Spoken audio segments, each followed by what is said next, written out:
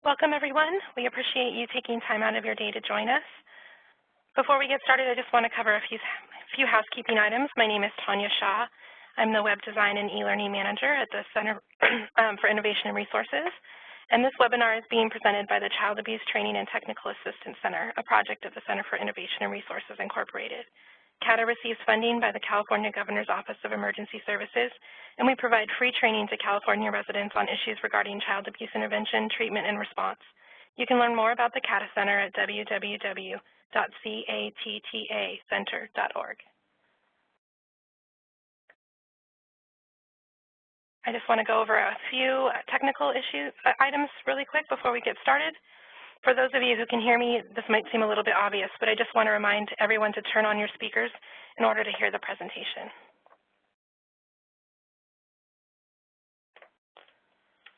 There are two panels you can use for communicating with us.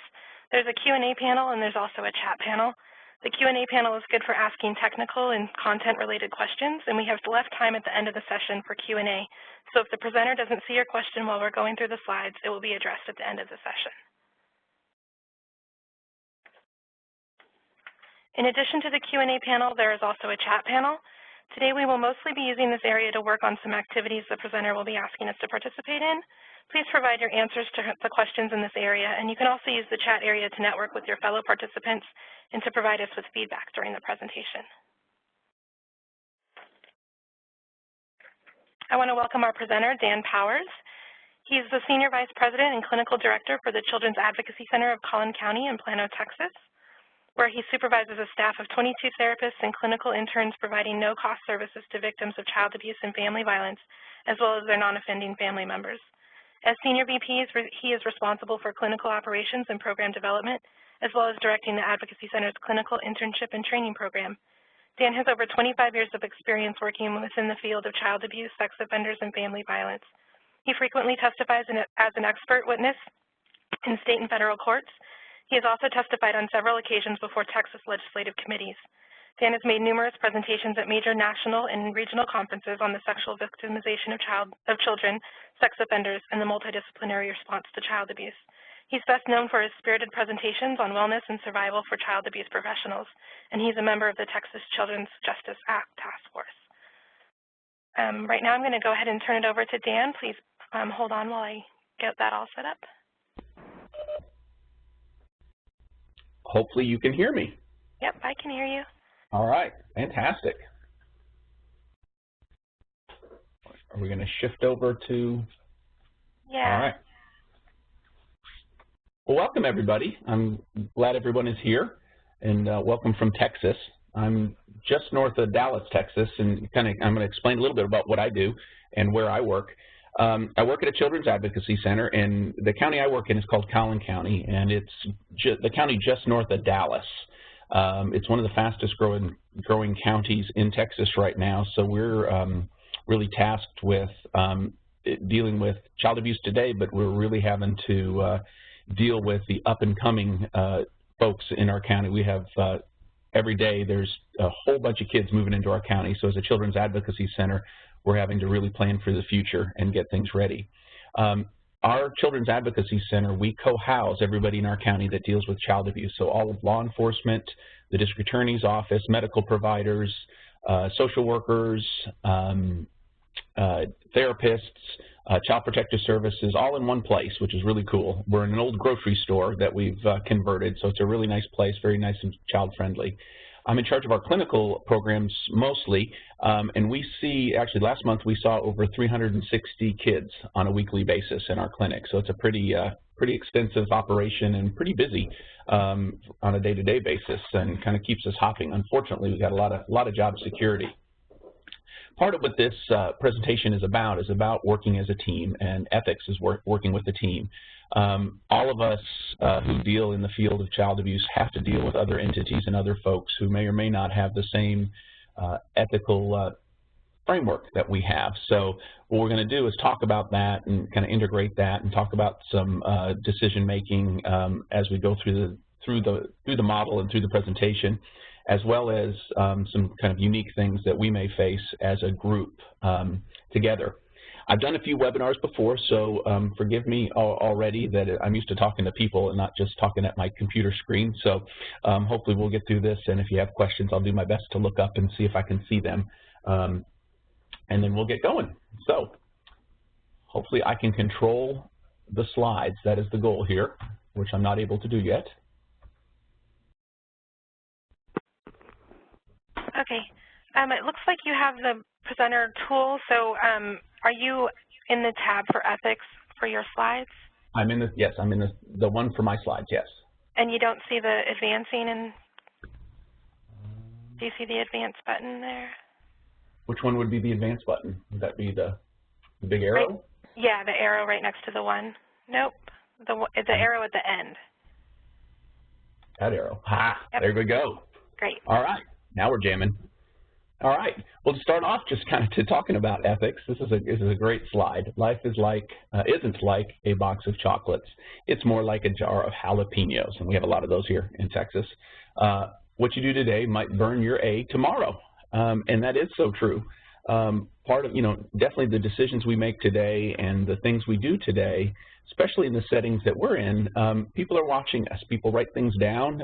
There's other consumers of our information, like the courts and attorneys and the press and things like that are always kind of watching what we do and how we do it. And so it's important that the decisions we make, we need to understand that they're going to impact tomorrow. They're going to impact other people. But most of all, we don't want them to impact us. And so we have to make good ones. And so hopefully, after we talk today, that's going to be part of what you're thinking about. So to start off, kind of talking about ethics, because ethics is an interesting subject and people think a lot of things about it. The first question for everybody is ethics more a matter of religion than management? A lot of people think of ethics as a moral issue, and moral people are ethical and religious people are ethical. Well, if you've been around the world more than a few days, you've heard of plenty of people we might consider ethical and moral, or moral and religious, that have fallen from their towers or fallen from grace because of making bad decisions. Even people who are religious or seem moral can make bad ethical decisions, and sometimes make decisions that are in their best interest but not in the best interests of other people. So ethics is more of a matter of religion than management. Our employees are ethical, so we don't need attention to ethics. That's also a tough one. As a boss myself, I want to think that the people that I work with are all here for the right reasons. We're all here to help, and we're all working with kids. So we want to believe that everybody has the best interest in mind of the people we work with. Unfortunately, that's not always true. One of the things we have to do in organizations is really teach people to be ethical and make good ethical decisions. A lot of people come into the workplace without the training of making those kinds of decisions, and also without the insight of how their decisions may affect their clients, the people they work with, as well as the team that they work with too. Because every decision that we make is going to affect what we do in a multidisciplinary team setting. So if we make a bad decision, it definitely is going to affect the other members of our team. Ethics is a matter of the good guys preaching to the bad guys. Well, again, that's not true, because everyday decisions, you don't have to be a good guy or a bad guy to be faced with an ethical dilemma, and have some choices in those dilemmas of what you want to do. Ethics is about just making good choices, considering all the people that might be affected by that, and hopefully consulting others and making good decisions so they don't burn your A as we go. And then ethics can't be managed. Ethics can be managed, and I think it can be managed by good training and folks in organizations that pay attention to ethics, but also, most importantly, model ethics and model good ethical decision-making through an organization, where being ethical and thinking about ethics and thinking past today is a part of an agency culture. I think it can be managed and can be worked with. And then the last one is, the only reason I should attend this is I need the hours. And hopefully that's not true, because I know most people with any kind of professional license need a certain amount of ethics each year.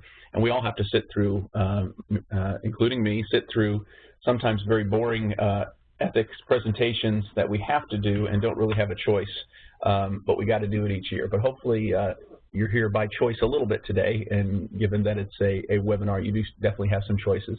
And then we can interact a little bit as best we can given the setting too. So what are the consequences of being unethical? Well, the first one is an investigation. And I don't think anybody wants their name associated with an investigation. That sounds really scary. Even if you didn't do something, you felt like you didn't do anything wrong, having an investigation is a real scary thing. Having people ask questions is very frightening, and nobody wants to be involved in something like that. Again, we're mucking with people's lives in the work that we do. And so when we make bad decisions or unethical decisions, it affects a lot of people. And so people are going to ask questions when that happens. Your credentials could be at risk. Those of us who have professional licenses, when we started the process, you signed a piece of paper, you may not remember that you agreed to abide by a code of ethics of your profession, no matter what that is. Those credentials are pretty important, and you probably worked really hard to get them too. So we want to keep those. Most of us, those credentials are how we get paid for a living and how we feed our family and keep them safe. So we don't want those to be at risk in any way either.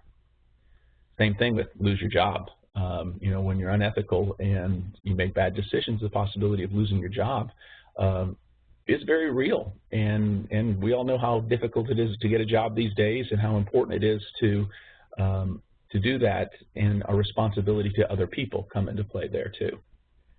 You can get sued. That's no fun.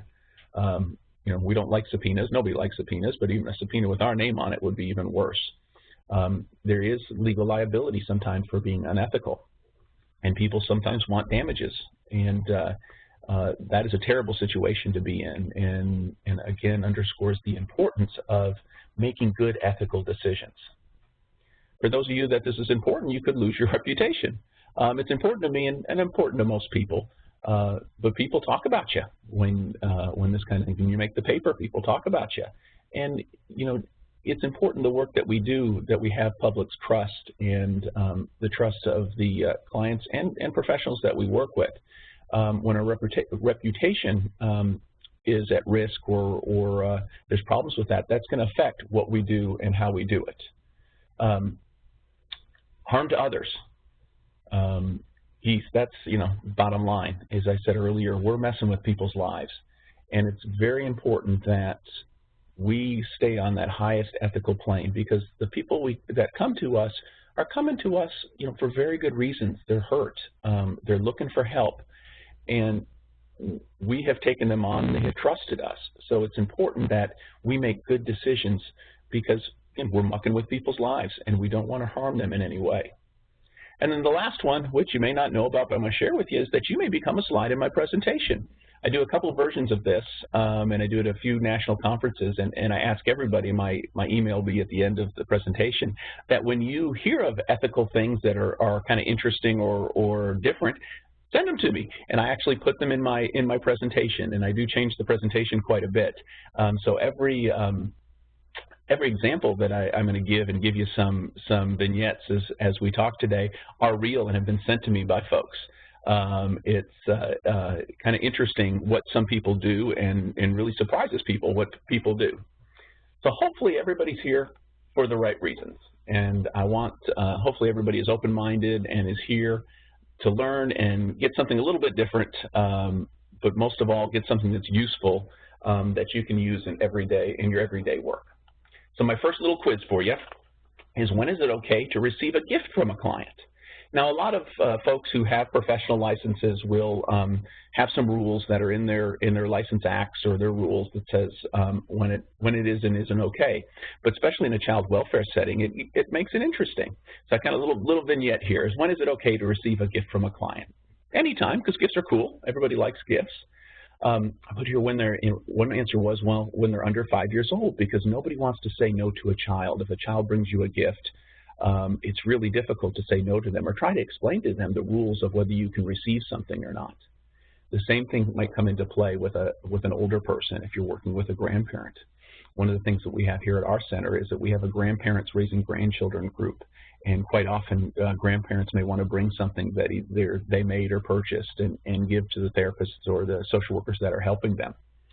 They are Christmas earrings. And this comes out of something that actually happened here at our center. My first year here, which was 15 years ago, I was talking to the staff about receiving gifts. It was during the holiday season. And one of the employees at the time was kind of rubbing on her ears and looking very nervous. So I had asked her, and she said, well, before the talk, earlier that day, a child had given her some snowflake earrings that she happened to have on. So it was kind of funny. She offered to share them with everybody. So it wasn't a gift just to her. Nobody else wanted to wear them. And every year since then, she still works here every year. She'll wear those earrings at least once to come and kind of put them in my face a little bit to show me that she's still wearing her earrings. But I also told her that, you know, for years she has been a slide, and she's very proud of that. This one's very important too, is that you're not trying to offend someone's culture. In a number of cultures, it is expected and appropriate to give a professional a gift when you're working with them, even if you're paying for services or if you're not paying for services. Some type of gift is very appropriate. And it's important that we don't offend someone's culture, and our rules aren't so stern that we can't be open to that. One of the things that we do here, and I'll use my wife as an example, she's also a clinical social worker, and she works with majority of the folks that she works with are Spanish-speaking clients from Mexico and South America. And she receives a great deal of gifts. Usually they're very, minimal, garage sale kinds of gifts, but they're gifts that come from the heart from the families, and it's very cultural. What she does is she does accept those gifts, but she documents very clearly the clinical reason why she received that gift and where that gift is going, if it could be shared by everyone, like a candle or something like that. The important part of that is that she acknowledges it and documents the reasons why that gift was appropriate, and that culture was the main reason for that. I will joke with her many times that I'll be the first husband to turn in their wife into the board, and she said that the consequences of that would be pretty horrible for me, so I probably won't do that at any time soon.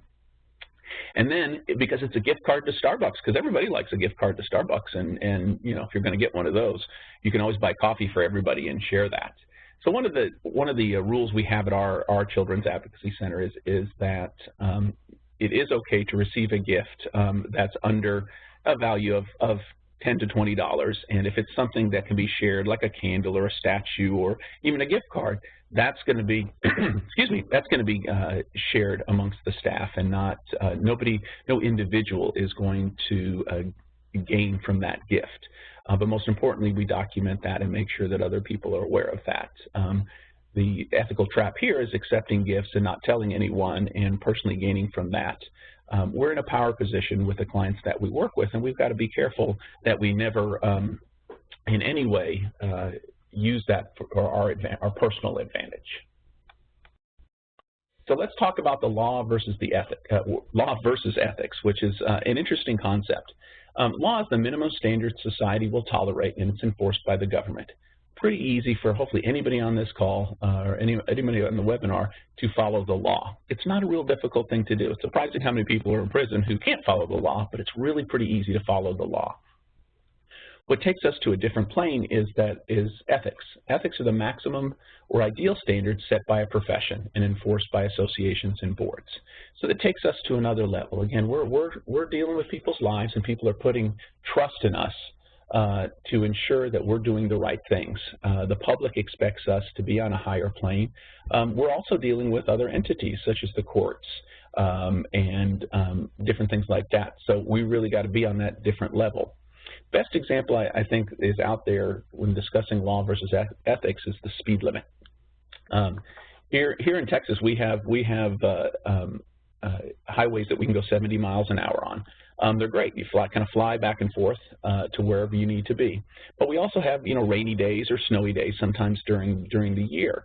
The speed limit on one of those days that the weather may not be as nice, still 70 miles an hour, and you can go that. But you might make an ethical decision to go a little bit slower on a day that, let's say, the weather's bad and it's pouring down rain. understanding that your decision to go a little slower is going to affect you and protect other people. Other people may not think that way, and they come shooting by you even faster than the normal speed limit. That's a great example of an ethical decision. You can follow the law and go as fast as you want, or you can be a little bit more cautious and put some thought into what you're doing to hopefully support yourself, but also protect the other people around you. So here's an interesting one too. You go to the printer and you see a letter that indicates your colleague is looking for a job. Do you tell your boss? Well, this is an interesting one. When I pose this to folks, a lot of questions come up. The first one is this person your friend? And so if they're your friend, maybe you might not tell somebody or keep that to yourself. And what if they're not your friend and you don't like them very much? So that comes into play. So some of the factors that might go into that is, what is the relationship with your colleague? Is it a positive one or a negative one? Or do you have an ethical obligation to support your organization and let your boss know that information? That's a tough one and a tough position maybe to be in for a lot of people. And there's no right or wrong answer on this one. It's just kind of what can you live with and what would you be okay with? But also thinking of what would you want to happen for you too. You know, it's interesting when there's people who are bosses in the room. They all want to know and want people to bring that to them, but usually the consequences aren't for them. Where there could be personal consequences, also group consequences for your decision in something like this. But again, something just kind of interesting. Not sure why this slide's here twice, but we're going to keep going. Excuse me. Allergies here in Texas are really fun. The first one is we're going to talk about is pillars of character and kind of developing character when we're making good decisions on an ethical plane. The first one is trust and trustworthiness.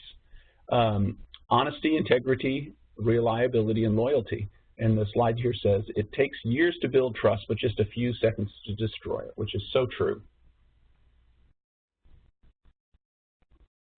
Trust is really the building block of any relationship that we have, whether it's professional or personal.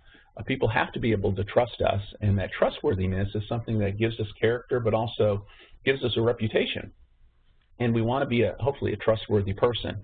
Also, it's important that we're able to trust other people. So we want to be able to have people in our life that we trust. So that's for most of us, that is a part of character that we look for, as someone who is trustworthy. Respect. Respecting other people's that may be different, may be the same, but just having respect for them. You know, in a team environment, it's really about respecting each other's kind of what I say piece of the pie. What part of that pie are they representing, and what are their jobs to do? So respecting that we know that in a multidisciplinary team setting, especially in dealing with child abuse, we know that other people have other goals in mind. Police officers may definitely be concentrating on the criminal aspect to that, where Child Protective Services or Child Welfare or Family Services may be concerned about the civil piece of protecting a child. We all have different pieces of that, and definitely a pillar of character, a piece of character that we want to look for in a team member is somebody that's going to respect us and be part of a team, but understand that we all have a little bit different piece of this to do. Responsibility, accountability, self-restraint, and a pursuit of excellence. And really, when we talk about responsibility and being part of a team, it's doing what you say and saying what you do, and being a good member of that team and ensuring that what you do and the decisions you make is for the good of the whole team and the good of the client, and always kind of pushing in that direction to ensure that we have the greater good in mind. And then fairness, having objectivity, again, and being part of a team, of being fair and understanding that every piece of this puzzle is very important, and there's not one that's more important than others or one that's larger than others, that we all need each other and need to work together. And so, when we're talking about character and we're talking about fairness, it kind of leads right into impartiality, which is treating each other equally and ensuring that, we know that if one piece of this puzzle is missing and one person doesn't do their job, we're going to have trouble. We're going to have trouble completing what we need to do, and we're going to have trouble completing our own tasks, because we often depend on each other to do that. So definite important pillar of character is that impartiality and understanding that we work together. And the last pillar of character is citizenship and just being a good member of the group. And this falls into just, being respectful, being to meetings on time, getting what you say done, things like that, of ensuring that the group can count on you. You're not the last one to every meeting, or the last one, or the one who doesn't show up for the meetings, or the one that doesn't do what they need to do. Again, understanding that everything we do is going to affect everybody else in a team setting. So, are the following acceptable grounds for a person to end the life of a non-human animal? And this was actually a question that was put up in an ethics seminar, which I thought was really interesting. And it had a lot of different answers. And the answers came out with, well, if the noise bothers you at night, it's okay to do that. A wolf is killing your sheep, so kind of brought in the ethical decision of it's affecting your livelihood and affecting things that you care about. One person mentioned that meat was a tasty dish, and it's okay to go and do that. A sadistic person may say they enjoy watching them squirm, which is kind of sick. Gophers are destroying your vegetable garden. So again, an animal might be hurting something that's important to you. You just don't like snakes, and not many people do. Okay? A condor, an endangered species, keeps killing your prize carrier pigeons. Or H, I enjoy hunting, and we're here in Texas, or I'm here in Texas, and people like hunting. So you can see how one question can lead to a whole lot of different answers and a whole lot of ways of looking at things, where some people say it's never acceptable grounds for a person to end the life of a non-human animal. We all look at things a little bit differently, and I kind of bring this slide out because it kind of shows us that we don't all think the same way, and definitely in a team setting, we've got a lot of different people with a lot of different values and coming to the table with a lot of different ethical frameworks. So let's talk about core ethical principles. When I took my first course as a baby social worker at the University of North Texas, which is actually here in North Texas, the first thing I learned about in Social Work 101 was self-determination. I thought it was a really cool process and a real cool concept. Basically what it means is that people get to decide what's best for them. And we as individuals hopefully get to decide what's best for us and best for our families. That's not always true in the setting that we work with. When we're talking about child abuse, people don't always get to decide what's best for them. We're invading their lives a little bit. And sometimes there may be a conflict with folks we work with saying, well, I want to raise my children the way I raise my children. If I want to be in filth, I'm going to be in filth. I want to use drugs around them, that doesn't affect them. Those kinds of distortions that we hear sometimes from the clients that we work with. But most of all, people do get a decision of what they want and what they get to do for themselves. In our setting especially, that there are some pretty heavy consequences for some of the decisions that people make. And people decide they don't want to stop doing drugs or don't want to provide a safe environment for their children. The consequence may be that they may not have their kids anymore. Consequence may be they go to jail for hurting their child.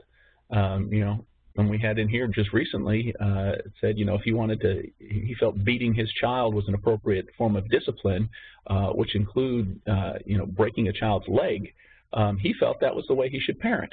Well, we have laws against that, and there's some big consequences. He definitely does have self-determination. He chose to do something that broke the law, and he ended up going to jail, and his child ended up going to foster care because of that. But again, it's an interesting concept, but something we truly do believe in, but it's a little bit difficult in the setting that we work in. The next one is do good.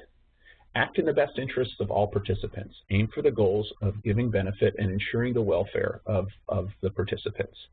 Hopefully everybody here is in this business to do good. Not too many people get involved in the child welfare world or protecting kids if they don't want to do good.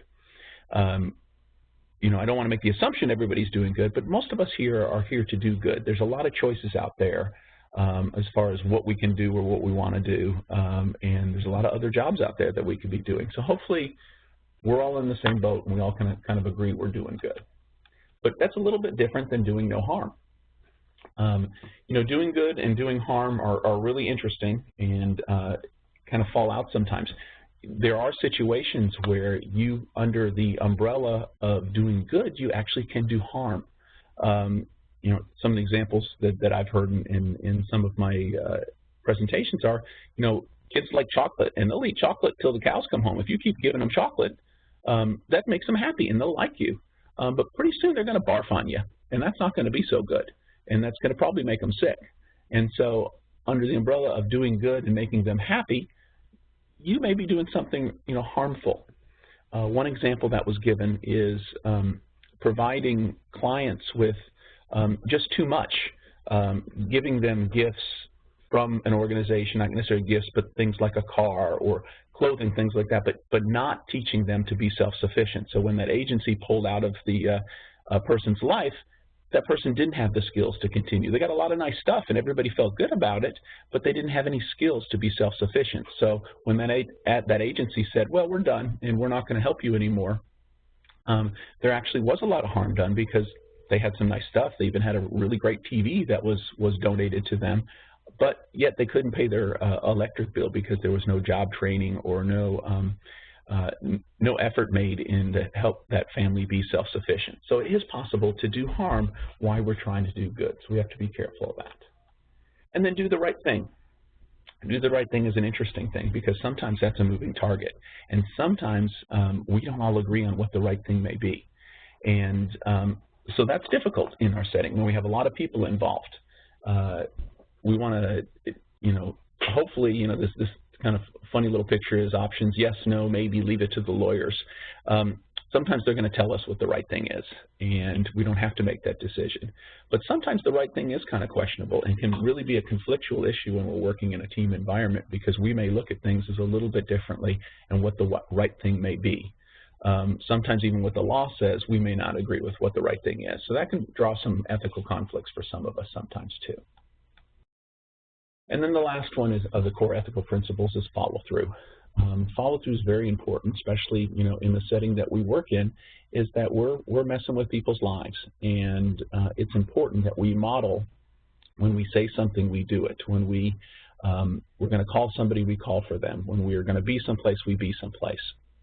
I have here a telephone because one of my kind of professional pet peeves that I have, and something that's very important here, is I think the most common complaint I hear from clients that we work with is that my worker, my therapist, my police officer, my attorney doesn't call me back. I leave the messages and they don't call me back. And that is a form of follow-through.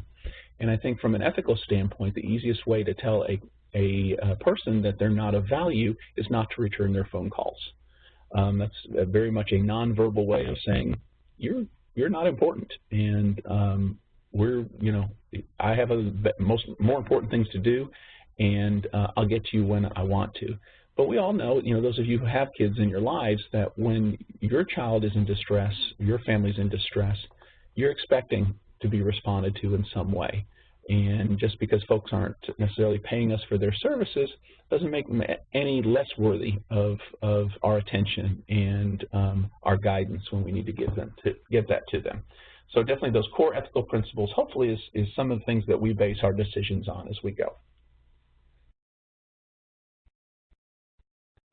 Is it ethical to use your company resources for a job hunt? Or how about your kid's term paper? One of the things I've heard is I give so much, but I take so little. And this is an interesting one and brought up, and I get every, in discussions about this question is, I get everything from heck no, it's never appropriate, to, well, maybe there's sometimes that it's appropriate. And some of the examples have been put up is, we had a employee here who was closing on their house, and they needed to make some copies to go to the closing for their house. It meant that they were going to have to take off an hour earlier to go by Kinko's and get those copies. Or could they just use 2 copies on our copy machine and be able to stay the rest of the time? Those are the kinds of decisions we make. Those are easy ones.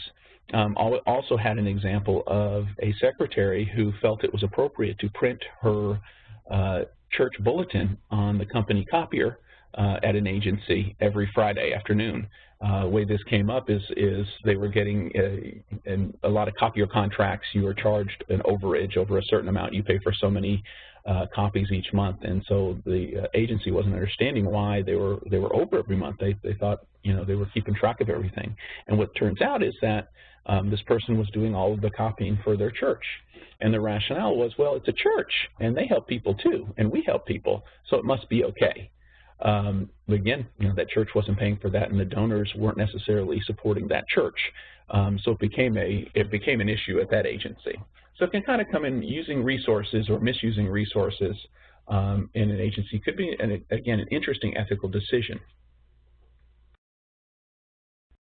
Here's another interesting one that has come up with. As a supervisor, your intern tells you that she's having an affair with a married professional that works for another agency but's part of your team.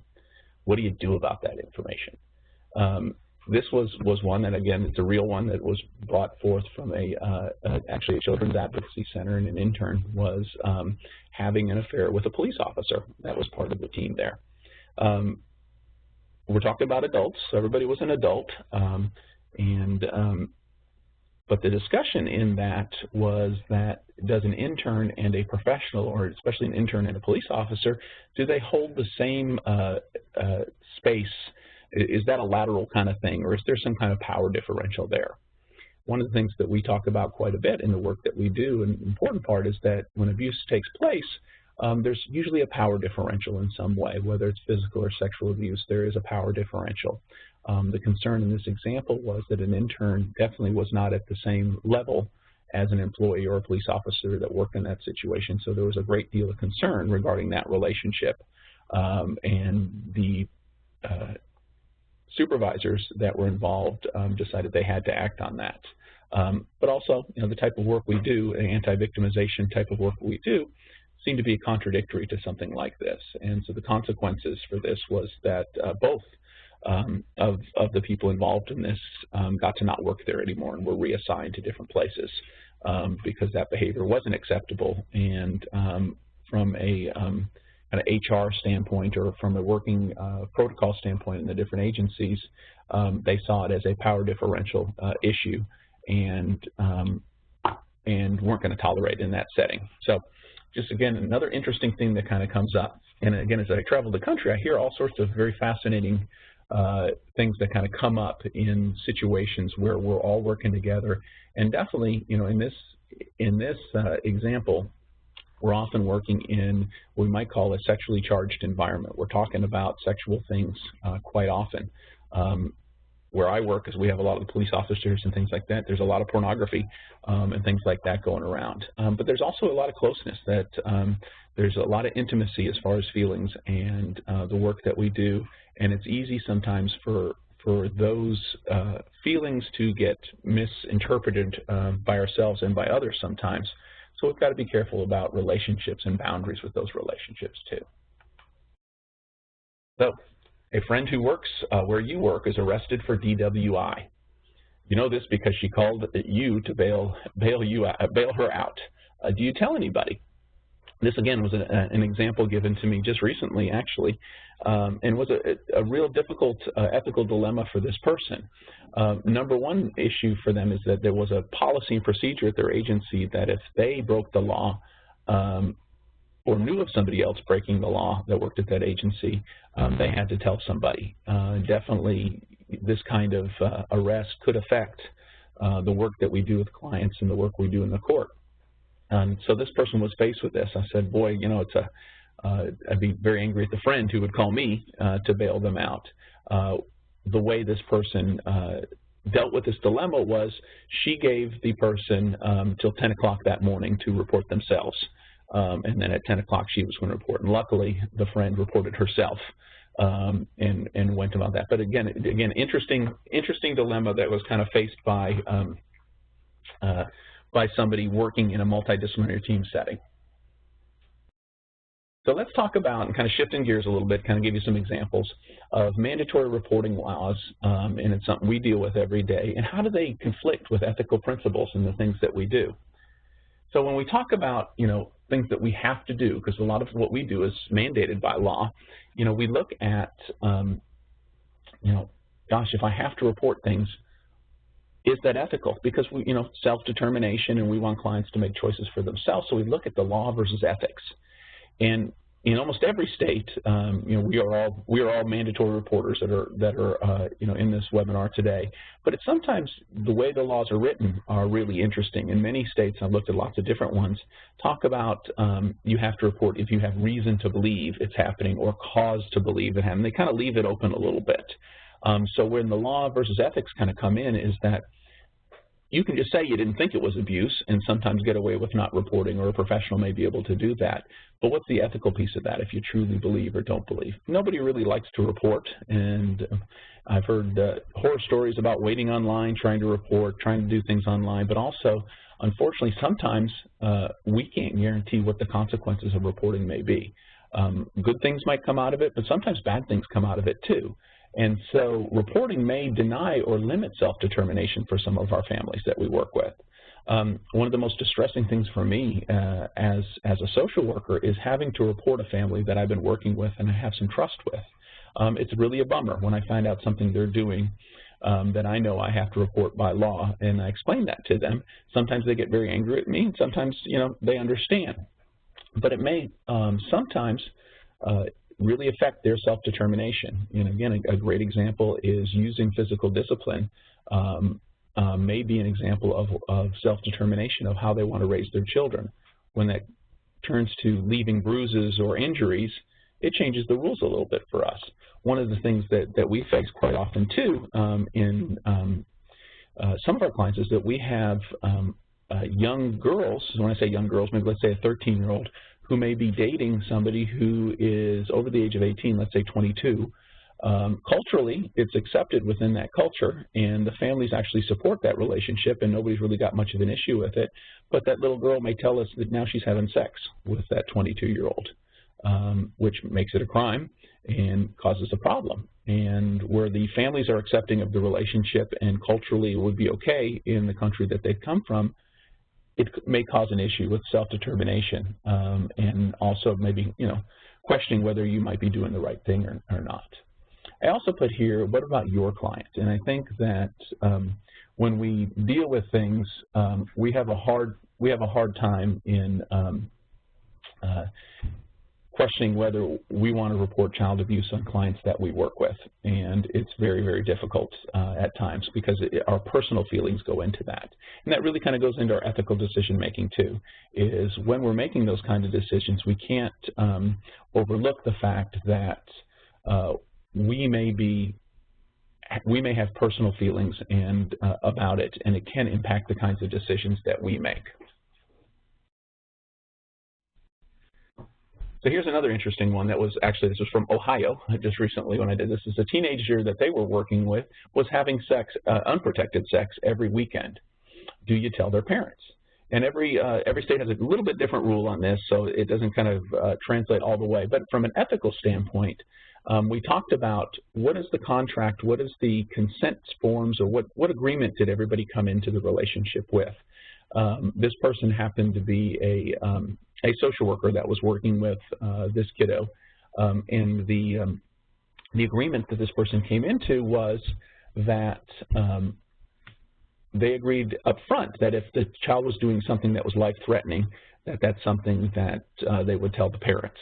And so that's actually what happened in this case, where the discussion has often been is respecting that teenager's right to privacy and right to self-determination of whether that's something that they would report or not. It's different sometimes. And so, again, that's one of those things that we'll talk about in a sec as far as informed consent and those decisions right up front of whether we're doing the right thing or not.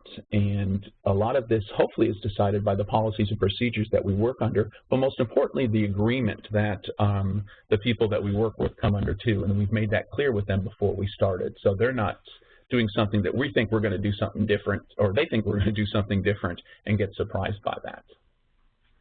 So reporting abuse, doing good or doing harm.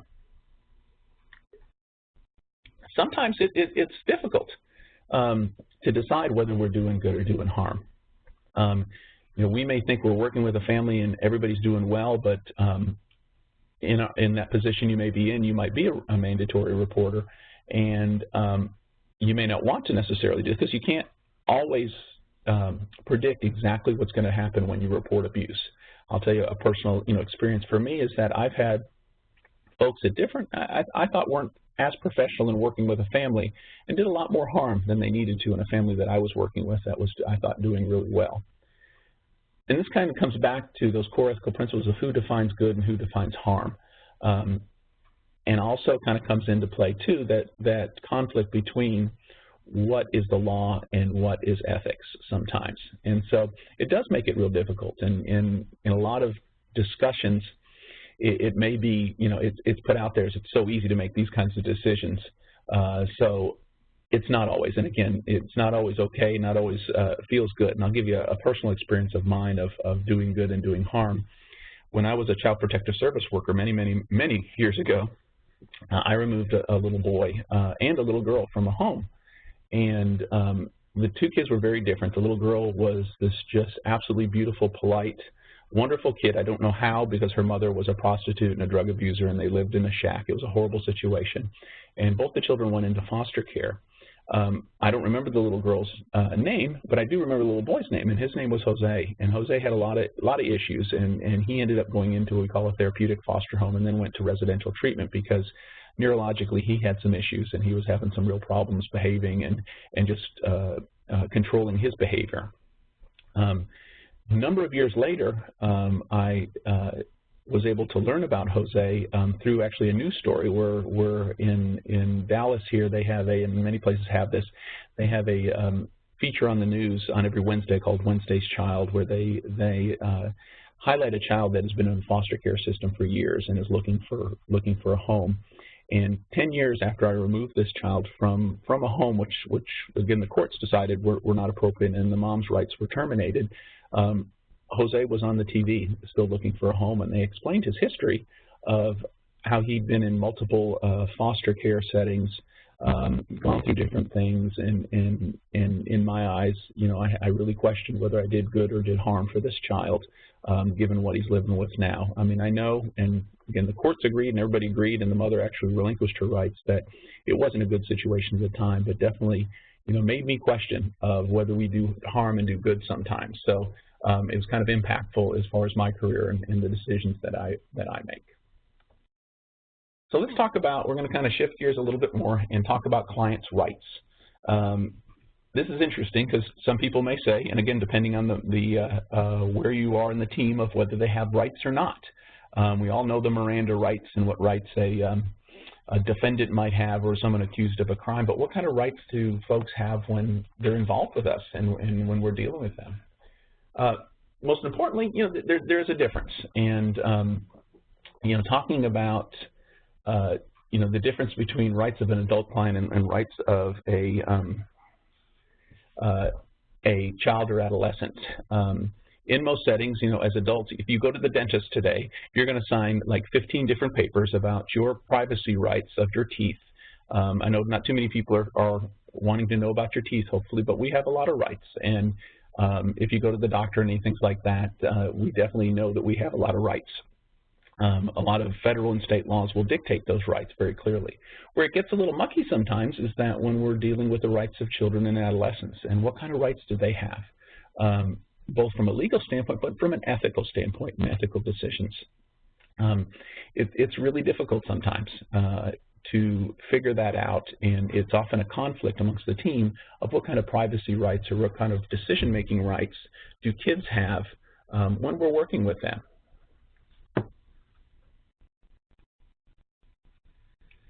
No matter whether you're a child or an adult, people get to hopefully have someone who's competent that they're working with. And I put here, what kind of letters do you have? These days there's a lot of ways to get a degree and a lot of ways to get letters after your name. Unfortunately, some are good and some aren't so good. But it's important that when we're talking about ethics, that we're putting people in front of the clients that we work with, to make sure that people have a professional competence, have appropriate degrees and appropriate training. I put here, send me a check and get even more letters. There's a lot of things that you can be certified in now, and I've seen all sorts of really interesting and scary things where people can get a lot of letters behind their name by just sending money and attesting to certain expertise or experience and get that. what's most important is, and from an ethical standpoint, is that the public understands what our credentials are, and the public understands what we're competent in and what we should be doing. Now, part of this in the world of at least treating and working with kids is that there's been a really strong push for treatment standards or standards of practice in the different types of things that we do, standards and investigations with working with kids and child abuse, standards of treatment when doing therapy, and even going to the point of ways that we work with kids in the courtroom and things like that. So it's getting to that and making things much more professional and much more standardized is really great, but also giving us some choices to meet the individual needs of those clients too is important. And then what we're all doing today is getting continuing education. None of us knows everything, although we may think we do sometimes or try really hard to know everything. We don't know everything. It gets difficult sometimes when we're talking about continuing education to find things that we may enjoy and think are important. And so, you know, one of the things that I do when I go to conferences, because I've been doing this over 25 years, is I'll go to seminars that are designed for members of the team and not necessarily for therapy, which is something I do. So I may go to ones that police officers go to about investigations so I can learn more about that. I may go to ones that lawyers go to or medical folks. I think, you know, from a standpoint of being a team member, it makes me a better team member to understand fully what my team members are dealing with, but also really broadens my knowledge in the area of child abuse too. So let's talk about informed consent. And informed consent really is just, it's a document that, depending on the setting that a client is working with us, is a very important document and something that we sign if we get any type of professional service. Like I said, if you go to the dentist, you're going to sign this. You go to the doctor, any other professional relationships are going to have what an informed consent is. And it's basically giving permission and acknowledging what the relationship is going to be like. The first one, you know, I talk about is it being an understandable language. Understandable language basically is a language that they speak, and if they don't read, that it needs to be read to them. It can't be in lawyer speak. It can't be a document that's, you know, 50 pages, like if you buy a car or a house or something like that none of us understand. It needs to be something that folks can easily understand. It defines our relationship. It talks about kind of what we're going to do and how we're going to do it. It talks about the services and processes of how we're going to do things. Are we going to, you know, when are you going to come? How often do you get to come? Do you pay? Do you not pay? How that all works. It talks about the goals. Why are you coming to see me? Why are we working together? What is the ultimate goal of us working together? And hopefully the ultimate goal of us working with a kiddo is that, or a family, is that they don't need us anymore and they get the skills that they're going to be able to be self-sufficient. We also talk about the limitations of our relationship and possible limitations of that. You know, one of the limitations that we have here is that we don't, we try not to get involved in civil litigation such as a divorce or custody battles and things like that we're really not equipped to or assess for. So we talk about that being one of our limitations. We also talk the limitations of and potential risks of, you know, our records and things like that, of where they can be and where they might not be. And we'll talk about confidentiality in a second. There's a lot of us who are under the umbrella of HIPAA, and that has a lot of rules. And so we talk with our clients about what those rules are too. Here in the state of Texas, we actually have in our health and safety code, which governs us too, is something that it actually increases, it's kind of HIPAA on steroids, as I call it, increases the privacy, importance of privacy and confidentiality with our clients as far as keeping records and who we can talk to and how that process goes too. So we explain that to our clients and help them understand, if they deal with us, what their rights are. This is really interesting. It's real hard to, and hopefully you can go back if you get the handouts, which is, and you can actually come back and I think see this later too. This was an interesting thing that even people who do good sometimes get into trouble. This is a press release from the U.S. Attorney's Office that talked about Deborah Brown, who's a former executive director of the Children's Advocacy Center of Tom Green County. Unfortunately, Ms. Brown, who was a well-known executive director here in the state of Texas of a Children's Advocacy Center, decided to make some really bad choices regarding the money involved at her Children's Advocacy Center. what she didn't know, what she thought she was just allocating funds for herself, as we could say, what she didn't understand was she was using Victims of Crime Act money when she did that, which is a federal crime. So not only did she get caught embezzling money and keeping that money, and if you kind of looked, it was over $250,000, it proved to be a federal crime for her. And someone who was doing good and who, again, was very popular and people knew all over the state, which was really disheartening for a lot of people, is now in federal prison for 10 years for misallocating those funds. And what I understand, in all this is that, we're under the microscope all the time, and what we do is using public money and donated money. So it's even more important from that sense, not just the ethical decisions we make every day, but that transparency piece is so important in the work that we do. So talking about money, and again, kind of shifting gears and how they may affect some of the settings that we work in, it's difficult, and something we have to look at is, do we exploit children to raise money? We got to be real careful of that, and how far is too far. And I give you two examples here of this, which I think is really interesting that was done. The first one on the bottom is a butterfly, and this example came from a children's advocacy center that was actually selling art that children made in therapy.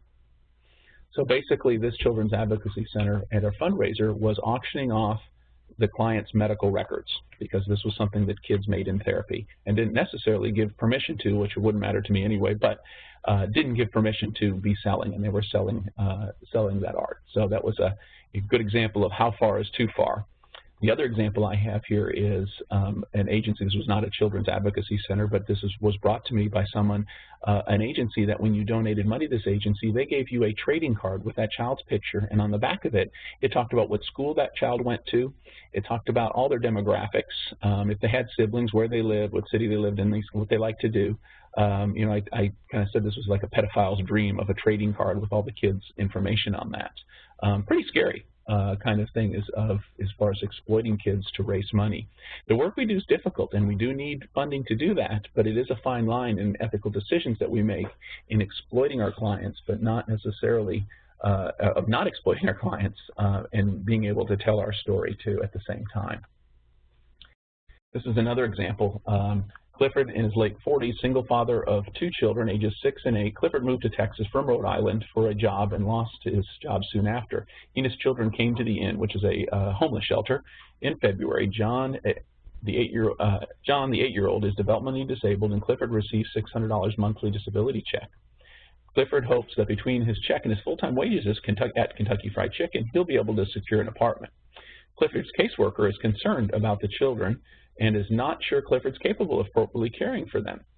He will receive a mental health assessment next week, and future plans will be made based on that information. There's an interesting description. The problem is that this went out to thousands of people which were funders of this agency.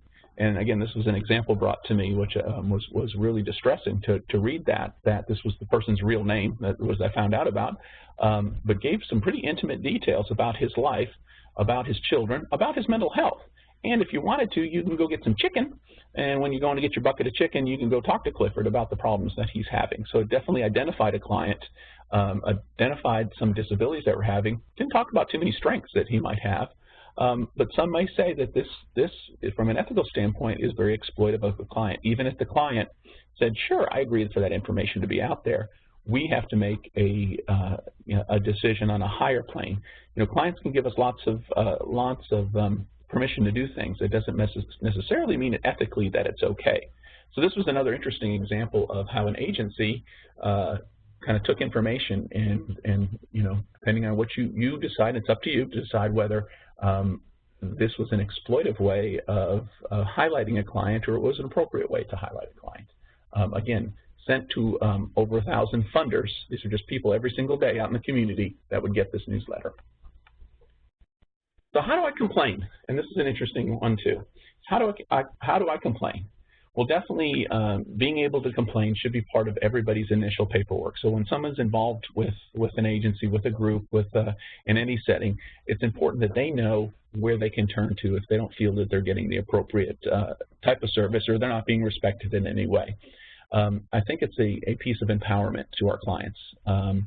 So many of the folks that we work with in our settings, whether it's a domestic violence setting, rape crisis setting, child welfare setting, they're desperate and often looking for help, but also part of that dynamic is they've been in settings where they've been powerless, and they've been put down in many different ways. So I think it's very important that we empower our clients and ensure that they have a direct line to someone in a supervisory capacity or somebody who can at least pass that information along, that they don't have to go hunting for that. Empowering them to make good choices for themselves and their family, I think, is an important part of the work that we do and an important part of, I think, our initial contact with clients that we work with. So when we talk about clients' rights, we talk about confidentiality. This is a real interesting concept now. Confidentiality, we get kind of wrapped up in that and we think everything we do is confidential. But the truth of the matter is not much that we do anymore is confidential, given that we are involved with other agencies and often involved in the courts, that our information can be seen by others at times and can be real concerning. So I think it's important as part of our informing our clients that we let them know of the team approach and that we often do share information. I think, from an ethical standpoint, again, they have a right to know that we're talking and we're sharing information. Nothing's more disheartening than to hear from somebody else to say, hey, I heard from so-and-so and they said this, and they didn't know that or didn't know that we were talking or discussing. Kind of goes back to that trustworthiness and those pillars of character of ensuring that people understand we're all part of a team and we're all going to discuss. And I put here, whose job is it? And I think it's all of our job to reiterate that. That we have relationships together and we're going to talk, but it's for the best interest of those clients. Next slide, I talk about respecting the dignity of the client and utilizing our own biases, our own beliefs. We come up with a lot of different things. We know that some of the people we work with hurt people, and we come into cases sometimes with some predisposed ideas. Some of the parents we don't like so much sometimes, and we look at their appearance, and we might treat people different based on their appearance, not just the color of their skin, but what they might be wearing that day or how they're talking to us. Sometimes we make decisions on where they live. And I know in every jurisdiction out there, everybody has a street or a neighborhood or a park or whatever that we all know that we get more cases from, and we sometimes make beliefs, or we definitely have biases if they come from that. But most importantly, sometimes we come in with the attitude of, I know what's wrong with you. And we don't allow our clients to bring what they have to the table and treat them as an individual. So something that we have to be careful of is making sure that even though we supposedly know what's best for them and they're coming to us in distress, that we take the time and respect and definitely preserve the dignity of the clients that we work with. Record keeping is part of this too, and definitely part of respecting folks. Is that our clients have a right to an accurate record, whether it's good or bad. We can't protect our clients.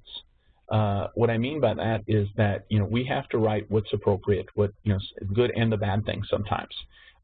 It protects both you and the client, and most importantly, that our records are going to be seen by other people. One of the examples I give is a therapist that got in a lot of trouble once, where she was working with a mom who had her children removed, and she was doing great work. And the mother was doing terrific, and they were going back to a court hearing to hopefully have that child given back to the mom. What the therapist neglected to write down was that this mom liked to smoke pot, and she smoked a lot of pot, and she didn't write it down in her records. What the therapist didn't realize is everybody else knew this lady was smoking pot a lot too. So when this therapist was on the witness stand talking about all the great things that this client was doing, she was asked by the attorneys, well, why didn't you write down that she smoked pot too? And the therapist's response, which got her into a lot of trouble, both with her employer and her board, was that she didn't want that to hurt her client's chances, and asked, well, is it clinically, important that this person was using a substance on a regular basis? Yes, that's clinically important, but I didn't want it to hurt her. So this person went from the best advocate for this client to now a biased person, when yet she was trying to protect her client in that way. So it's important that we know that other people are going to see records, but we also have to understand that other people are getting information out there too, and we can't protect our clients in that way. An accurate record protects all of us, but most importantly, from an ethical standpoint, it puts everything on a level playing field. And then termination. Our clients are our clients, so we officially end that relationship in some way. Depending on what setting you're in, there's a lot of ways to do this. Sometimes we decide together, if we meet, hey, we're done. Things are great. We've met all our goals, and we're finished, and we document that. Sometimes, what's not uncommon with clients in the settings that we work in is sometimes they kind of float away, and we don't have any kind of formal termination. That needs to be done with a phone call or some kind of letter terminating that relationship. It's important for a couple reasons. One is that the clients need to understand that our relationship's over and we're not going to leave that hanging out there, because I think that's good modeling, because that's a lot of things that have happened in their lives is relationships just kind of hang out there. But also from a agency standpoint, it's important from a liability standpoint that we terminate that relationship so nobody feels that you're still responsible for that client in any way, that you've terminated that relationship, because there could be bad outcomes.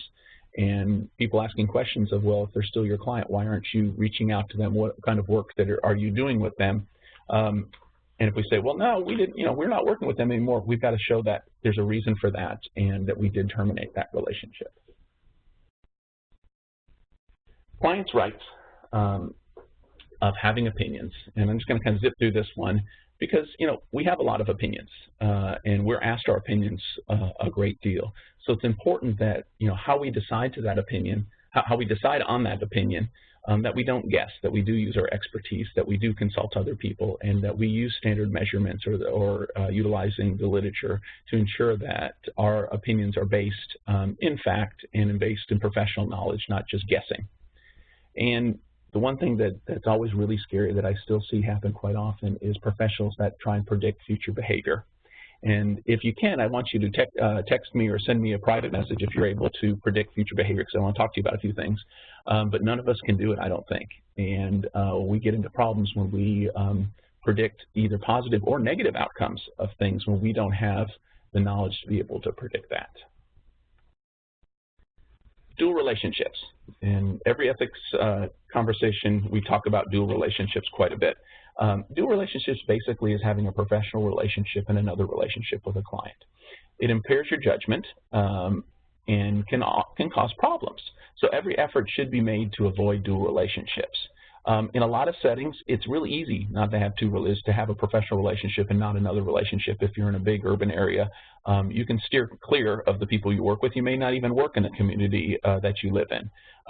In some areas, it may be more difficult to do that. I'm not saying here you should never have a dual relationship. What I'm saying here is that you got to be careful of them, because when you have a professional relationship, when you add personal issues into that, it really does complicate things. Different issues that have come up for folks that I work with is finding out that a client goes to the same church as you, or seeing a client at a store. Some of the parts that when we talk about as part of our relationships, that we may see each other out in the community, and we lay out what will happen if I see you in the community. I'm not going to acknowledge you as a client of our center. If I know somebody you know, and it just so happens that I want to make sure that you understand that I'm going to keep that privacy and that confidentiality, and I'm never going to tell somebody how we know each other or that we have a relationship outside of this. So we kind of talk about those dual relationships and make sure clients are safe and feel safe. We have some rules at our center too, that if we walk out and see somebody that we know, that we don't go hide. We acknowledge that person and ensure that they know we work here, but also ensure to them that their confidentiality is going to be kept. That I can only imagine, and kind of pulling from other people's experiences of being someplace and seeing somebody that you know and being fearful that they're going to tell friends or family or other people that you're in that setting, not even knowing why you're there. Could be really distressing for folks. And then the biggest never that we have to talk about in every ethics presentation is don't be an idiot and have sex with your clients.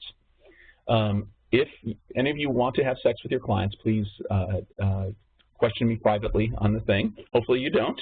I always ask people to raise their hands. That's a little difficult in this setting.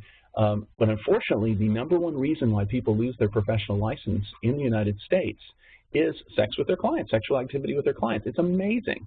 And I always ask people to raise their hands if they have clients that they want to have sex with, because we probably need to talk about that too.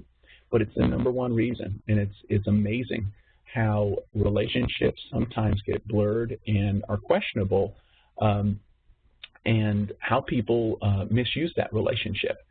No matter what part of the setting you're in, which part of the team you're in, you hold a power position with our clients. So anything other than a professional relationship is an inappropriate relationship if it's on a personal level. And so we've got to be careful that we're in a different setting. I put here other stupid things that people have been doing and I've been seeing is friending clients on Facebook. So introducing them into your personal relationships, introducing them into your private world, allowing them to see your pictures of your vacation or your children is definitely blurring those boundaries and creates a dual relationship. Having a text relationship with the client when that's not documented in any way and it's just floating out there could cause problems. It's important, especially in the work that we do, that we document those conversations, that we ensure that our records are accurate, as we talked about earlier, that we're not doing that kind of on the slide or having a personal relationship with them in any way. And then we talked a little earlier about getting gifts from clients. And if a client's getting gifts, why are they doing that? What is the motivation behind that? We might have to address that. And then other boundary things. Are there clients that get more than others? And in some settings they are. Some clients are liked more than others for whatever reason. Some clients may be easier to work with. Have you ever dressed differently for certain kinds of clients? And this is an interesting one that comes up with both positively and negatively in the sense of talked about situations where people may dress a little bit more attractively for certain clients, but also, in our settings, we may have clients that creep us out even more than others, and you may dress much more modestly that day for that client. And then the issue of sharing personal information kind of goes back into the issues of having that personal relationship and where are those boundaries of that relationship. Everything about what we do when we're talking about working in child protective services or in the child welfare world is about boundaries. Boundary violations is what makes sexual abuse happen. And so it's extra important that we see boundaries and we model boundaries that are appropriate for the clients that we work with. And then how much is too much?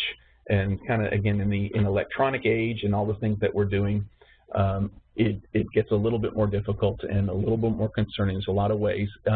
What do you have out there on the net about you? What kind of things out there? Are your privacy settings on your Facebook and other types of things? Are they there? Because I guarantee you, one of the first things everybody does is they start looking you up and trying to find you. So you better be careful on the types of information that's out there and keeping those boundaries for yourself and your family. Talking about it, when we talk about exploiting clients, is having a client speak at a fundraiser, and this is a topic that's come up a lot of times when we've talked about ethics. A lot of times clients want to give back and they want to talk about their experiences that they've had. And they may sign consents and it's all legal. And here we go again talking about the difference between the law and ethics. But it's our ethical obligation to predict what's the worst thing that could happen. Could a client have a flashback while they're talking to everybody? Could people make fun of them or laugh at them when they're telling their story? What are the worst outcomes that could happen? Could we predict unforeseen consequences? One of the things that's come up and been an area of discussion quite a bit too is when parents who have the right to sign and consent and talk about things want to speak at fundraisers or speak at events, public awareness events and things like that, are they outing their family? What does their 13-year-old daughter think about that when inadvertently their mom up there talking who has signed everything and said, I want to talk about my family and their experience, that 13-year-old daughter may not be okay with now being identified as a sexual assault victim because her mom's up there talking in the community.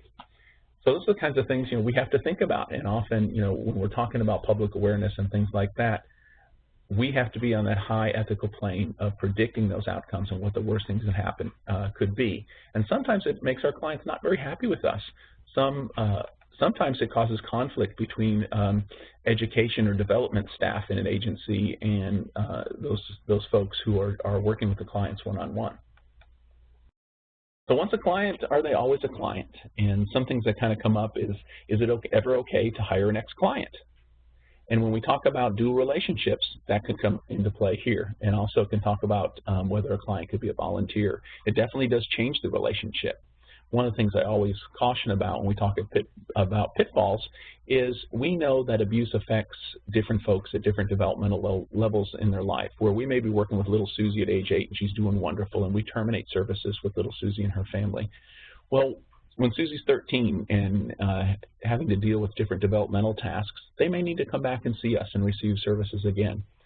When we change that relationship, in any way with that family, then we're changing the professional relationship too, and we may keep them from being able to come back and see us again. And so that definitely can change things. So we need, again, it's our job to kind of consider what might happen in the future, what might be different. And I also have here is hiring a former board member, and that comes into some agencies too, and that's also kind of a slippery slope to walk down. When you have someone who's been your boss's boss who now works with you, has obviously intimate knowledge of the agency as well as relationships with other board members, it definitely can be a kind of a concerning or confusing relationship with colleagues. Use of evidence-based treatment, I kind of brought this up a little bit earlier too, but we're kind of going, to the level where hopefully, the work that we're doing in all aspects of child welfare work is that we're getting a little bit more to how our interventions are commonly used and empirically studied across the United States. So the work that we do hopefully isn't kind of crazy. And unfortunately, a lot of people who work with kids in the past have done some interesting stuff that's not been effective. And we owe it to our clients, and it's the best for the children that we work with, that we use evidence-based practices in all of the work that we do. So not only do we show everybody else we're doing what we need to do, but that people aren't here any longer than they need to. We want kids to be healthy and happy and have a great life, and that usually, when they do that, they don't need us anymore, and that's okay, because unfortunately, we're all in the business where, we got enough people waiting to come in that we're not going to have a problem finding clients in the future. Some of the things that come up, and I'll bring up some interesting things that have kind of floated out there in some of the ethics discussions that I've had, is, do you cheer when a suspect kills themselves? One of the things that was brought up in one of my presentations that I thought was really interesting was someone who was really distressed. She was working with a little girl, and her father had sexually assaulted her, and shortly after being arrested and bailing out, he killed himself. And at the center, the police officers at the center and some of the other workers were high-fiving. And all excited because this guy had killed himself. And what she tried to educate the group on is there was many more consequences for this child now. Not only was she brave enough to outcry, but now she deals with the consequences of her father killing himself after she had made that outcry. So therapeutically, and for this child's mental health and emotional health, it was pretty devastating and added a horrible impact. But it's something that's not uncommon that we see in a lot of our settings, that people will see that a little bit differently depending on their role and depending on their insight in working with kids. And how do you celebrate success? It's real difficult sometimes. Again, we're dealing with all sorts of things. What is success? Is success when a kid leaves therapy? Is it success when someone goes to prison? This is a picture of a guilty cake in one setting. This was actually sent to me as one of the examples, is that they have cake once a quarter at their meetings, and they put the names of the guys who have gone to prison on that cake, and they all have cake as a way to celebrate the successes. Little interesting, not something I would do. But this is the way this team has decided to celebrate their success. It always brings up some really interesting discussions when I introduce this slide. So ethics and being part of a team. Teamwork is a few harmless flakes working together can unleash an avalanche of destruction, which kind of is an interesting little slide, because we talk about the team approach and the work that we do together. It's also sometimes can cause some problems, and we've got to be careful on what we do. So an example that was sent to me was in a case staffing. You are a child protective service specialist, and you and the law enforcement person disagree on the disposition of a sexual abuse case. It's a heated discussion, and law enforcement does not feel the sexual abuse took place, but you believe the child and feel that you feel that you should give in to the pressure of the team. And that sometimes happens. Sometimes we don't all agree on what has happened or what may happen to a family or a child. And in a team setting, it's really difficult. And we don't always have the power. A person who works for child welfare or child protective services or family services doesn't have the ability to go arrest somebody. They have the ability to do what they need to do within their setting, which sometimes we feel helpless in that, and have some conflicts with the team that we work with. So here's a great example. when is it okay to drive your client home? And this, again, came from an example. When another therapist follows you there, which is what happened in this setting, when their car is broken down and they have no one else to call, when you want to be raped and killed, which is definitely a risk you might take if you drive a client home, or you're just sweet and never. Again, this kind of falls into the thing of policies and procedures in an agency of transporting clients as part of what you do. You have some protections and hopefully some policies and procedures in place to ensure people are safe. In this example that was given to me, this was some decision somebody made late in the evening after seeing clients, not telling anybody else, just having another person following them to the client's home, which was in a pretty dicey neighborhood. So it became a personnel and ethical issue within that agency. Responsibility to team members, and I'll just kind of zip through these slides really quick. The National Association of Social Workers basically says that we understand that you're going to work with a team. And when you work with a team, it's important that you try and resolve differences. But bottom line is that if you have differences, your client needs to come first. And you have an ethical obligation to meet your client's needs, not the team's needs. And this kind of falls in the American Counseling Association's Code of Ethics too, as responsibility. Same basic thing is that no matter what part of the team that we are in, the number one people that we need to be concerned about is definitely the client. So we all have different roles and different goals, and we don't all have the same ethical framework. And sometimes you feel like the pigeon, and some days you feel like the child in this picture. And it can bring potential problems when we're dealing with a team. And we've got to be careful of that. We've got to be careful of, you know, again, going back to those pillars of character and the basis of our ethical decisions, of knowing that we do have different roles and we do have different goals sometimes. And when we work together, we've got to ensure that we're respecting the ethical framework of each other. But most importantly, you know, as I talked about earlier, is the client has to come first. And sometimes we have to risk possibly making people upset on our team if we have the best interest of our client in mind and we don't disagree.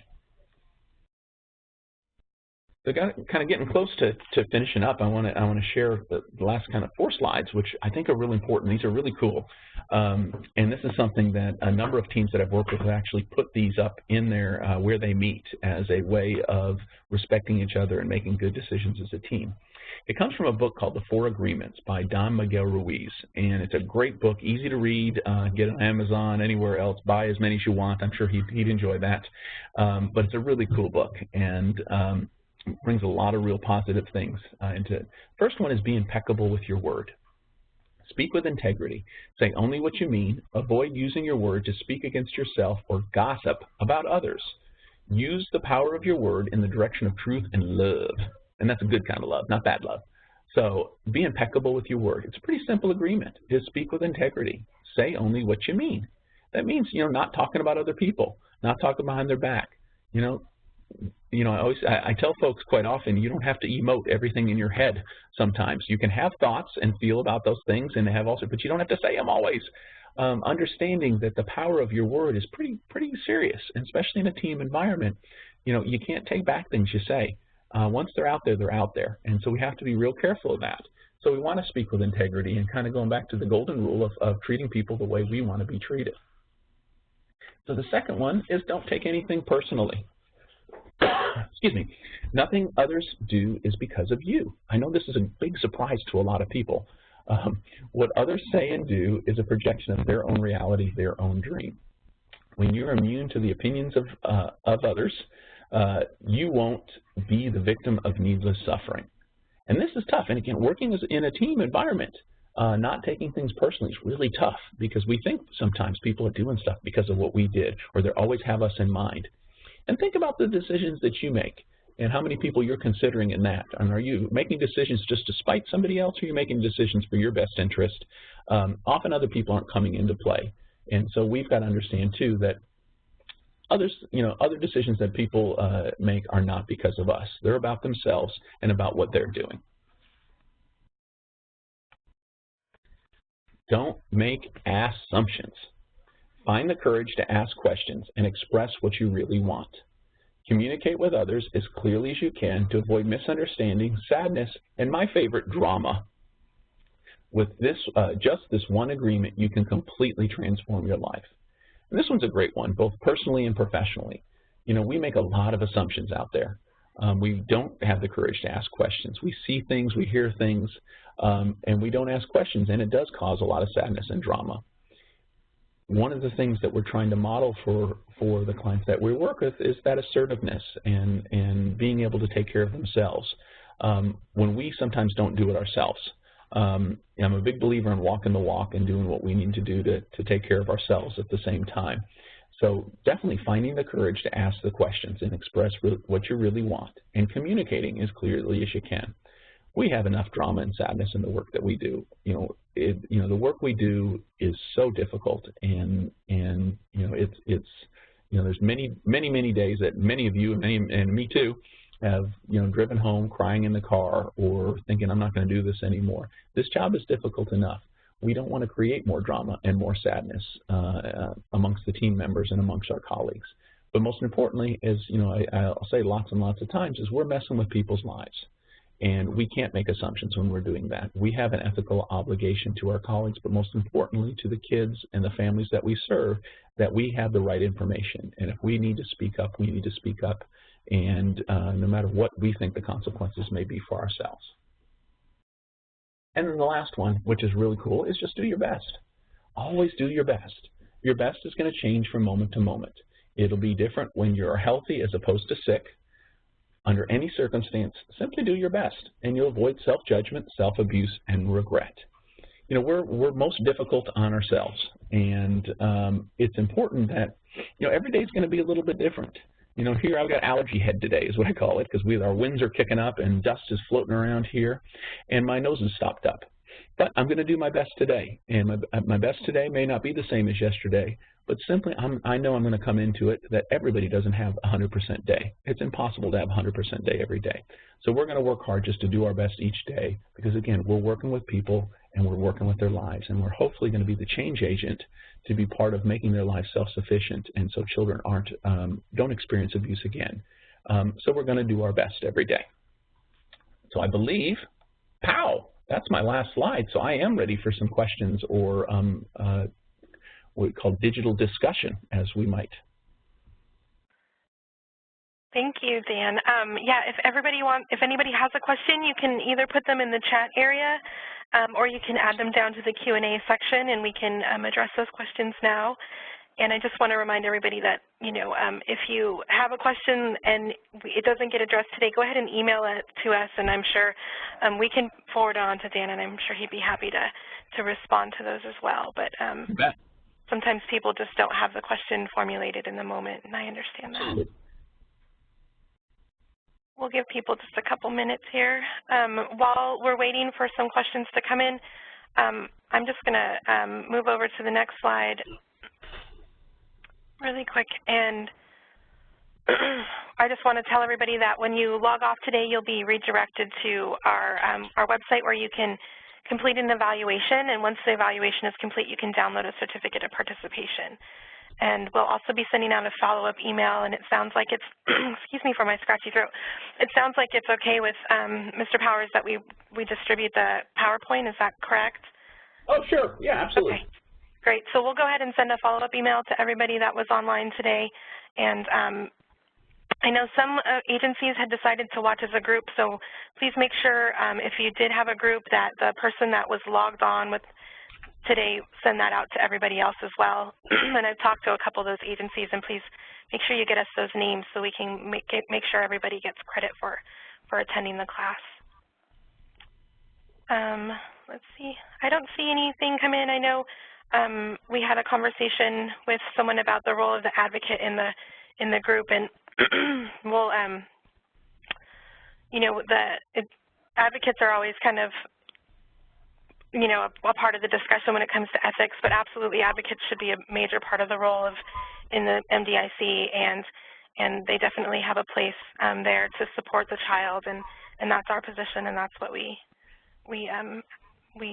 tell people. So let's see. Let's see.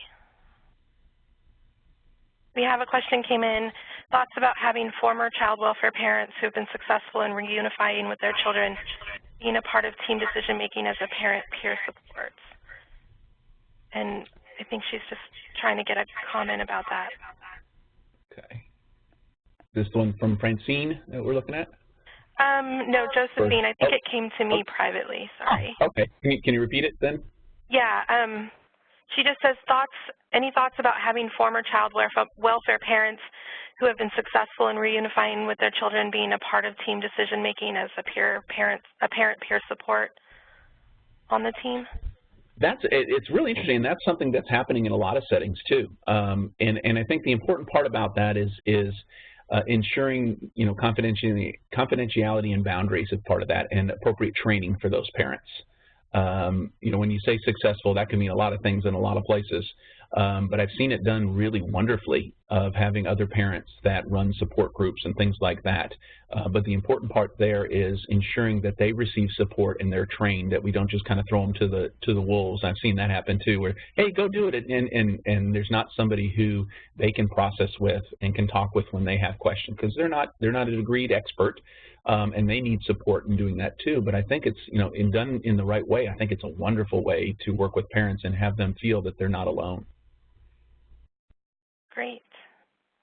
Francine, I think you saw her question as well, but let me read it out for people that might not see it. We're having an issue with terminating clients that are ambiguous about their treatment, and they will only sporadically attend appointments but will not agree to terminate. And how do you know when you've provided enough empowerment for the client? That's a great question. That's a great question, and I'll tell you what we do is that we have a policy that if you miss more than 2 appointments without letting us know, we are going to terminate. Termination isn't always the client's decision. If therapeutically they're not really getting treatment because they're not attending enough, what I call it is a therapeutic termination. I think sometimes as professionals we have to set the limit and say, you're really not in treatment with us anymore. You don't come enough and you're not following through with what we're asking you to do. It isn't always the client's choice. I know it's a difficult decision sometimes, but as an agency, I think sometimes we have to draw the line. The other side of that is you don't want a client going to court or other settings saying, oh yeah, I'm in therapy with so-and-so, when they're really not. I think it's a good ethical decision when you, again, tell them that up front. This is the contract we're under. If you decide not to be part of that or not follow the contract, you're also deciding not to be part of our services anymore. And they don't necessarily have to agree to that, because we're the ones providing the services and we're the professionals to make those decisions. Great. Okay, I'm going to give everybody one last chance to get the question in. And again, if you don't get it in now, then we're happy to forward those questions on. Just make sure we haven't missed any. I want to thank everybody today for taking a time to join us, and this was a really great discussion, and really want to thank Dan for joining us and sharing his expertise and all of his information. It was a wonderful presentation. Great, thank you. Thanks, everybody.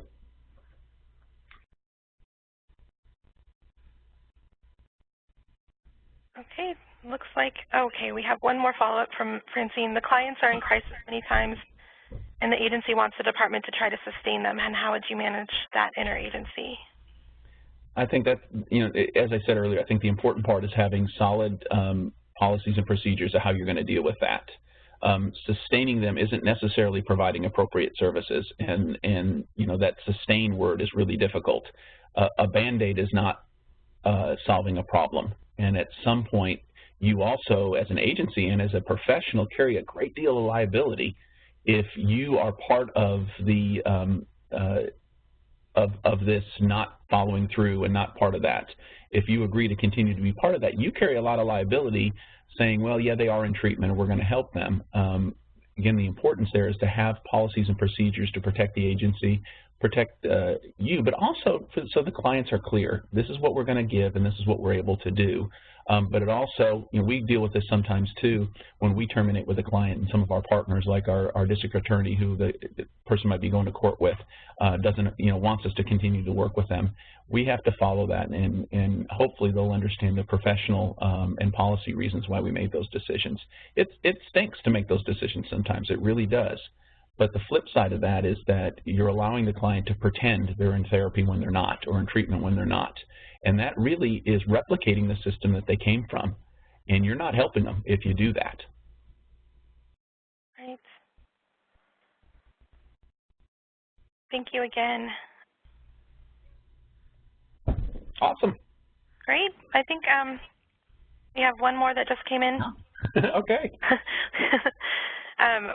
Okay, hold on one second. Let's see. When a CPS social worker asks for a report on how a client is doing in therapy and then puts that information in the court report, doesn't that become part of the public record? And that seems like a violation of the client's rights. Well, yeah, in most courts, that's public. And so, again, that kind of goes from a policy procedure standpoint is what information are you going to write and how you're going to write it. And as, you know, if you're a therapist, depending on your setting, is to have clear rules about what reports are going to go where, understanding that once that information leaves your center or your clinic or wherever you are, you no longer have control over that information. So pick your words very carefully and hopefully have a form that you can protect your clients in the same way. You know, we kind of have a need to know kind of thing. We know what CPS needs and the court needs, and it may be, you know, they're doing X, Y, and Z and working hard in therapy. They don't need to know the intimate details of every session that we have. That's not for them to need to know. And I think hopefully good clinicians will understand the difference of that, of giving appropriate information to help the client, and that the client knows that information is going to be shared with partner agencies, but also ensuring that they're protected and ethically that you don't violate that client's rights. Great. We've had a couple comments just come in to me, and I just want to reiterate, I don't know if you were able to see them, but everybody says that they really like the presentation. So I want to echo that. Wonderful. And Thanks. really thank you again. Let's see. And I think everything else that's come in is kind of just technical things. CEUs are available for the workshop, and please email me. I'll put my email address in the chat area right now, and we'll get you set up on CEUs. And again, if anybody has any follow-up questions, we're happy to address those. And I just want to one more time thank Mr. Powers for joining us today, and thank all of you for coming. And I'm going to go ahead and end the session now, but please check our website for future sessions and the recording to share with your colleagues, and we'll talk to everybody soon. Thank you. Thank you. Bye-bye. Bye-bye.